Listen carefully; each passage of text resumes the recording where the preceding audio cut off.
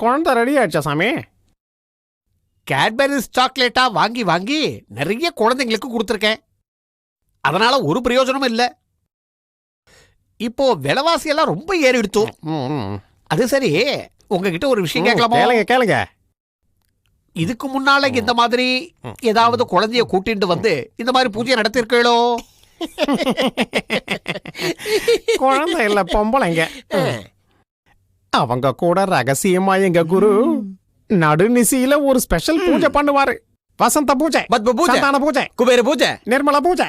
ஆனா அந்த சமயத்துல எங்க 2 பேருக்கும் உள்ள போக அனுமதி கிடையாது.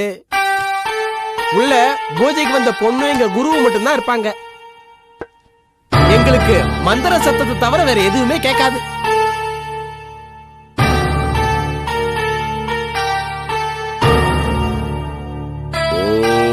ஓம் சக்தி.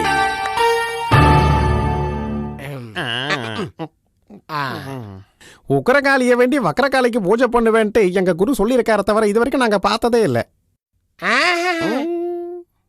நடக்கட்டும் நடக்கட்டும். சுவாமியோட தேஜஸ பார்த்தாலே தெரியறதே. அந்த உருவத்திலேயே ஒரு லக்ஷ்மி கடாட்சம் தெரியும். ஆமா ஆமா, அவரோட பரம சிஷ்யர்கள் தானே நாங்க 2 பேரும். பகவானே, எங்களை அப்படியே கொஞ்சம் கவனிச்சா நல்லா இருக்கும். நாங்க கேக்குறது உங்களுக்கு புரியும் நினைக்கிறேன்.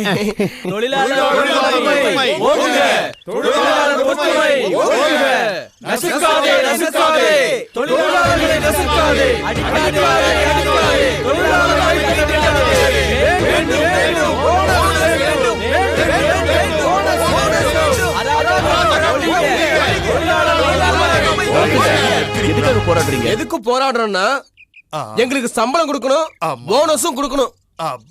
இல்லன்னா இவரை அடிச்சே காலி பண்ணிடுவோம். என் பொண்ணு மேல ஆணையா சொல்றையா, என்கிட்ட ஒரு பைசா கூட இல்லையா. உங்க பணம் எனக்கு தேவையில்லை.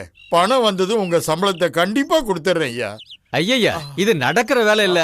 பணம்னு கேட்ட உடனே உங்களுக்கு நெஞ்சு வலி வந்துருமே.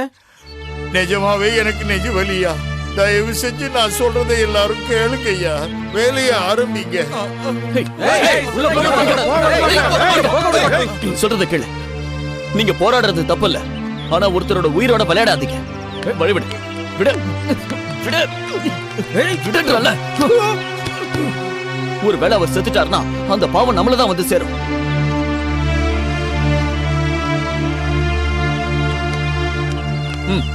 எல்லாரும் வழி விடுங்க. நான் சொல்றத கேளுங்க. அவருக்கு மாத்திரையை கொடுக்க விடுங்க.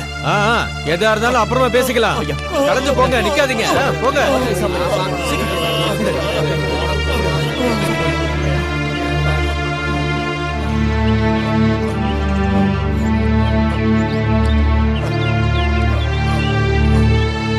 பண்டிகைக்கு முன்னாடியே பிரச்சனை ஆரம்பிச்சிடுச்சு.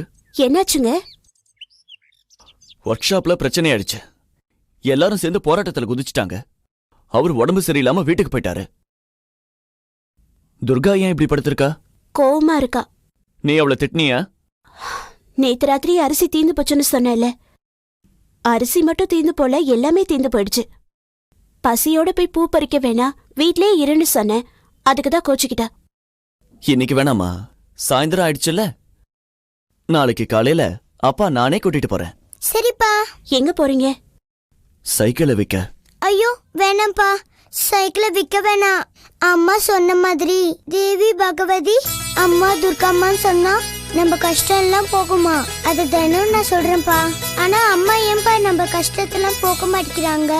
நிச்சயமா அம்மன் நமக்கு ஒரு நல்ல வழி காட்டுவாமா. ஏன்னா அம்மாவும் பொண்ணு சேர்ந்து அம்பாளை பத்தி பேசுறீங்க. வாங்கப்பா. இது உன் தாத்தாவோட கிஃப்ட், வாங்கிக்கம்மா.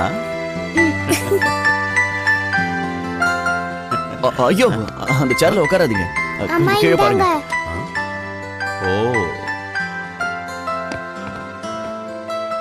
ஒரு வீட்டுல வேலை செஞ்சுக்கிட்டு இருந்தவன் அந்த வேலை செஞ்சுட்டு வீட்டோட எஜமானியையும் 1 லட்சம் ரூபாய் எடுத்துக்கிட்டு ஒரிசா பக்கமா ஓடி போயிட்டான். எனக்கு கம்ப்ளைண்ட் வந்ததும் 2 போலீஸ்காரனை கூட்டிட்டு ஒரிசாக்கு போயிருந்தேன். 3 நாள் ராத்திரி பகல்னு பார்க்காம அலைஞ்சிட்டு இப்பதான் நான் ஊருக்கு வந்திருக்கேன். அதனால தான் என் செல்ல பேத்திய பாக்குறதுக்கு தாமதம் ஆயிடுச்சு. நல்லா இருக்கியம்மா? நான் சீக்கிரமா போய் என் ஹையர் ஆபீஸ்ல பார்க்கணும். வரட்ட? சாப்பிட்டுட்டு போலாமே. ஐயோ, அரிசி இல்லாம எப்படிமா சமைக்க முடியும்? அம்மாக்கு எதுவுமே தெரியல தாத்தா.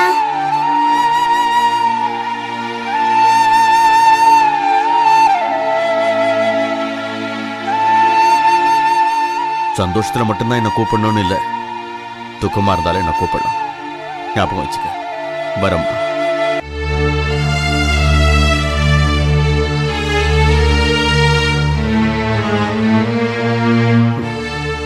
அம்மா கொடுங்க, தாத்தா என்ன வாங்கி வந்திருக்காருன்னு பார்க்கலாம்.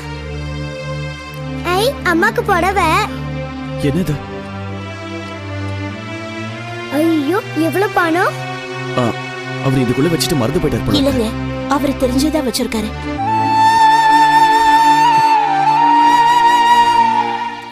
பாத்து நடுறா செல்லம். பாத்து வாமா, இந்த பக்கம் வா. வண்டிக்கு என்னாச்சு சார்? வடாப்பா, சமயத்துக்கு கடவுள் மாதிரி வந்த. கார் ஸ்டார்ட் ஆக மாட்டேன்றது. செத்த பாரு.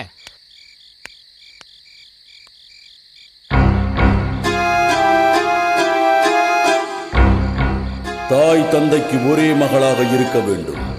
உடலில் எந்த குறையும் இருக்கக்கூடாது. மிகவும் அழகுள்ளவளாக வேண்டும். சாட்சாத் மகாலட்சுமி மாதிரியே இருக்கு குழந்தை.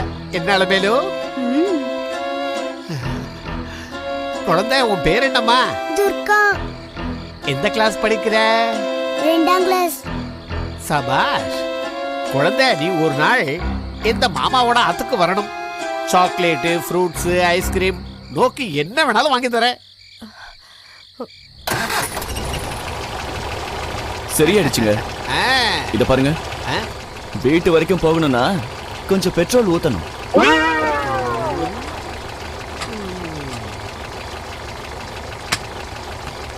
வாமா. வரேன் சார். போயிட்டு வரேன். பெட்ரோல் தீர்ந்துருச்சுன்னு சொல்றான்.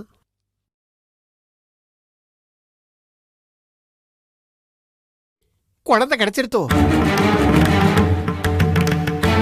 நம்ம பூஜைக்கு அந்த குழந்தை சரியா இருக்கும். எவ்வளவு அழகா இருக்கு தெரியுமா?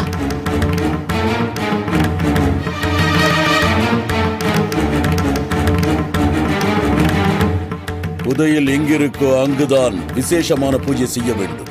அப்போ பூஜையை நம்ம ஆத்திலேயே நடத்தலாம்னு சொல்றீங்களா? ஆம். பூஜை நடைபெறும் போது நீ, நான், எனது சிஷ்யர்களை தவிர வேறு யாரும் இருக்கக்கூடாது. அப்போ என் ஆத்துக்காரி கூட இருக்க கூடாதா? மனைவியாக இருந்தாலும் தெரியக்கூடாது. ரகசியத்தை காப்பாற்றுவது பெண்களால் முடியாது. நீங்க சொல்றது 100க்கு 100 கரெக்ட். நான் என்னோட ஆத்துக்காரிய இன்னைக்கே ஊருக்கு அனுப்பிடுறேன்.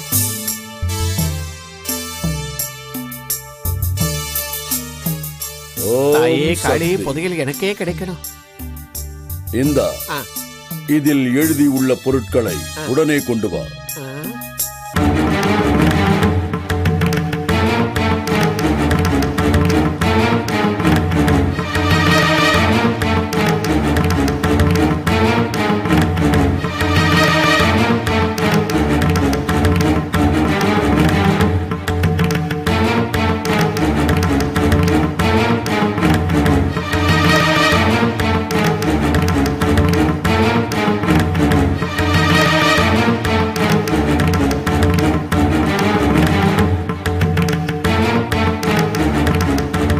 இதுல பாதி சாமான நானே வாங்கிடுறேன். மொத்தத்தையும் நானே வாங்கினா என் சொத்தெல்லாம் போயிடும். பாதி ஷேர ஆசிரமம் ஏத்துண்டா. அப்படியே. ஆஹா, பொழைச்ச சாமியே சாமியே. அதே போல் புதையலில் பாதி ஆசிரமத்திற்கு கொடுக்க வேண்டும். இல்ல வேண்டாம். நான் சும்மா உங்களை டெஸ்ட் பண்ணி பார்த்தேன். நானே மொத்தமா வாங்கிடுறேன். சுருட்டுறேன். புதையல் மட்டும் யாருக்குமே பங்கு கிடையாது. டே குணா, நம்ம ஆசிரமத்துல ஏதோ பெரிய தப்பு நடக்க போகுதுடா. நம்ம குரு அந்த லூசு கிட்ட ஏதோ பலி கொடுக்கணும்னு சொல்லுதுடா. நம்ம அருவாசாமி எவனை போட்டு தள்ள போகுதா தெரியலையே. ஐயோ சாமி, அந்த மாதிரி ஏதாவது நடந்தா நம்ம எஸ்கேப் ஆயிடலாம். இல்லன்னா நம்ம 2 பேர் தான் கம்பி என்ன வேண்டி இருக்கும்.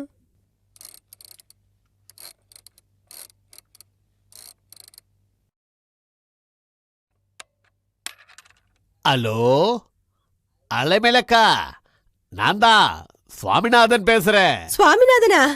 ஏண்டா, அம்மா அப்பா எல்லாரும் நன்னா இருக்காளா? என்னடா திடீர்னு போன் பண்ற?